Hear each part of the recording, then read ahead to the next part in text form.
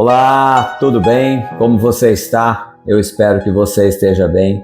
Graças a Deus, eu estou bem. Louvado seja Deus por mais um dia, por mais uma semana.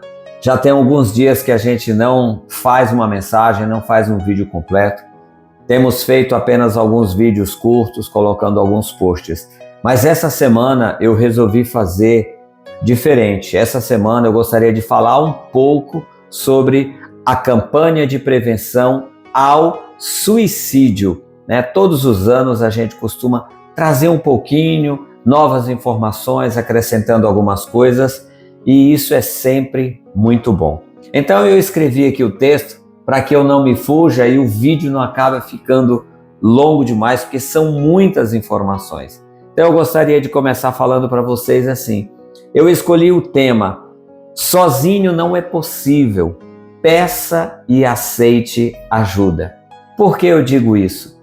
Porque nós temos o hábito de ser como uma ilha quando nós estamos com algum problema. Nós costumamos nos isolar, sabe? A gente não quer saber de ninguém, não quer saber de nada, não quer ninguém se metendo nos nossos problemas e muitas das vezes a gente não quer compartilhar com o outro a nossa dor. E isso é algo muito ruim, porque a gente acaba se isolando. Eu escolhi o texto bíblico de 2 Samuel, capítulo 22, versículo 29, e ele diz assim: "Tu, ó Senhor, és a minha luz.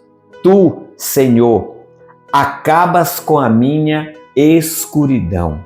O salmista Davi foi maravilhoso na composição desta passagem bíblica. Se você der uma pesquisada aí, der uma googada, você vai ver que ele faz parte de um cântico de Davi. E olha, Senhor, tu és a minha luz. É algo muito forte, né?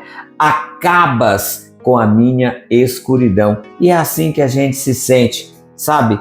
Procurando ficar mesmo bem longe, na escuridão, como costumávamos dizer antigamente, ficar na penumbra para não sermos vistos. Começamos pensando em o que pode levar uma pessoa em querer desistir da vida, desistir e abrir mão de seus sonhos. Como é possível pensar que não há mais nada a fazer? Parece que o sentido da vida se perdeu completamente. Nossa proposta em falar esse ano sobre o Setembro Amarelo é despertar para algumas coisas que me chamam a atenção. Elas necessariamente não estão embasadas nas estatísticas ou nos estudos feitos pelas mais diversas entidades. É mais uma opinião minha, construída ao longo de muitos anos falando sobre esse assunto e tendo com ele algumas experiências. Nunca quis ser um divisor de águas ou me colocar como quem se debruça incansavelmente sobre o tema, mas que gosta de abordá-lo de um ponto de vista bíblico e seguindo aquilo que Deus tem me dado. Então quero falar de forma bem espontânea e muito aberta sobre o assunto. Hoje quero apenas fazer uma abertura e discorrer sobre alguns detalhes. Entre eles, o grande aumento de pessoas com problemas mentais, pessoas que precisam de ajuda e que, na sua maioria, só busca quando o caldo entorna, achando que ir a um psicólogo ou a um psiquiatra é coisa de louco. Os dados do Ministério da Saúde são assustadores. Os números indicam um grande crescimento, especialmente entre os jovens, que passou de 23,22 para 29,8, um acréscimo de 28%. Entre os adultos é ainda maior, demanda um desgaste muito avassalador para a família, pois em cada família onde um tenta, outro acaba sendo influenciado a fazer a mesma coisa. Aqui cabe eu fazer um pequeno comentário. O ano passado eu estive acompanhando e houve numa mesma família algumas pessoas que cometeram o mesmo ato ou que tentaram. Talvez isso, para alguns cristãos diga assim, isso é maldição de família, isso é aquilo, isso é aquilo outro. Mas eu como pai, eu como filho, sei que o exemplo fala muito mais do que as palavras. Então, se eu, sendo um homem adulto, já feito, fiz algo para fugir da minha dor, para fugir do meu problema, o meu filho pode querer fazer a mesma coisa. Se o meu pai fez isso, eu posso fazer a mesma coisa. Mas eu tenho dito nas minhas mensagens, na nossa vida, tudo é uma questão de escolha. O poder da escolha está nas nossas mãos. As causas de saúde mental e psicológica ainda são acrescidos por outros fatores, como a economia, os estudos, a vida em comunidade. Isso envolve bem-estar e aceitação ou acolhimento. Vejamos como a Organização Mundial da Saúde pensa sobre o assunto, que não é apenas nosso, mas de todo o mundo. Uma das maiores barreiras à prevenção do suicídio é o estigma associado que pode dissuadir as pessoas de buscarem os cuidados necessários.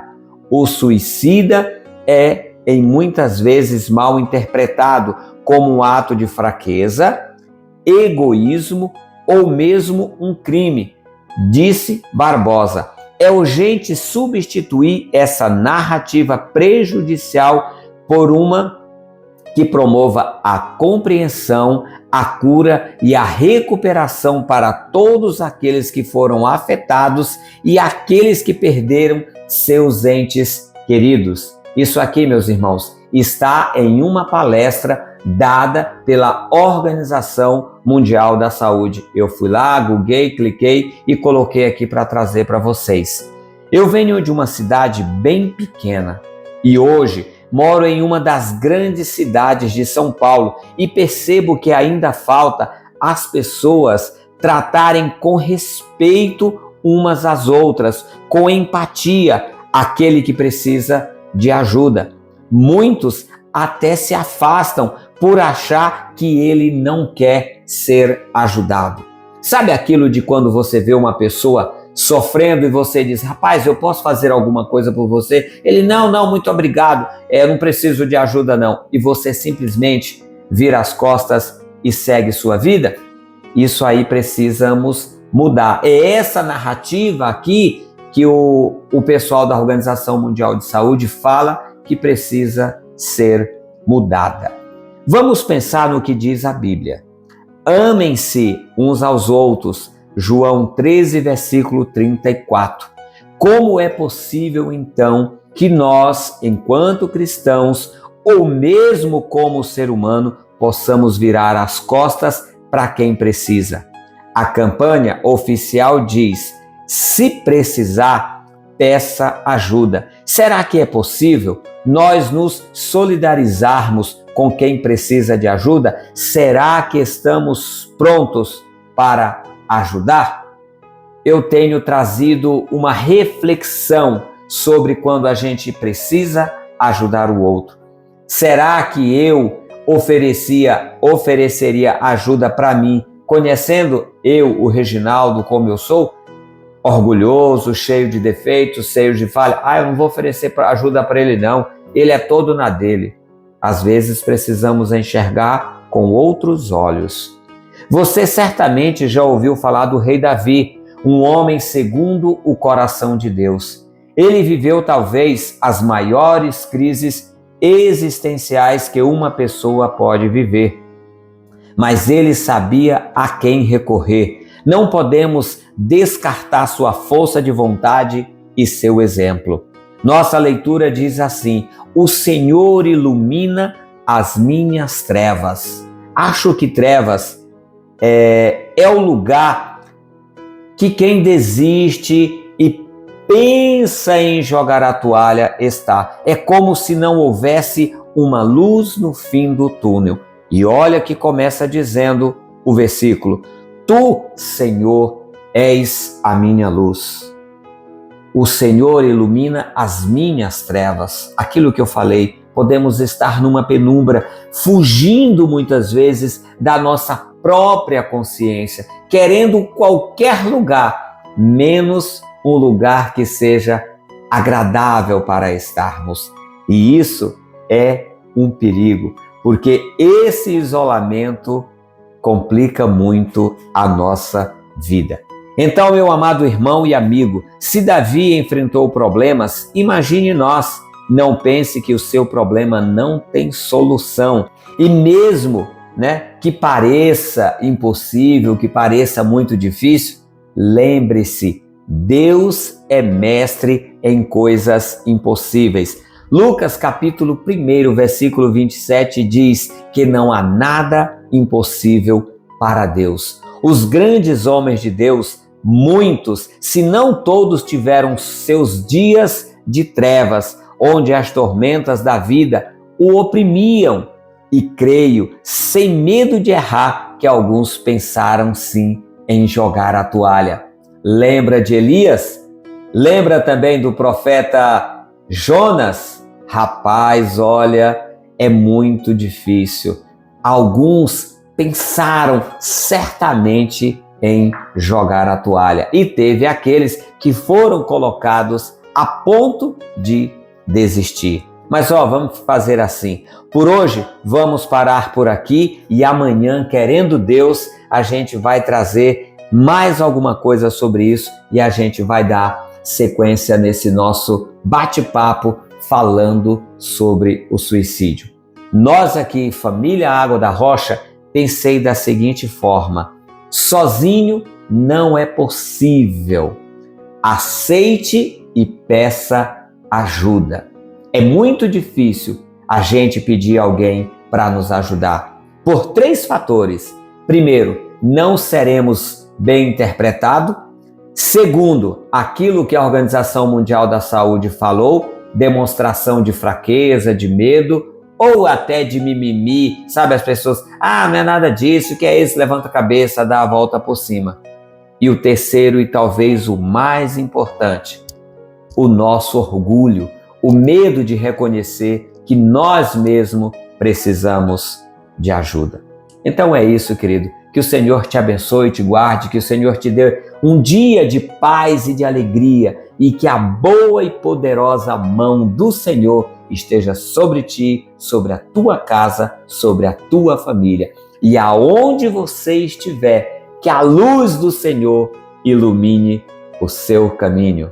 Deus te abençoe, até a próxima e paz de graça!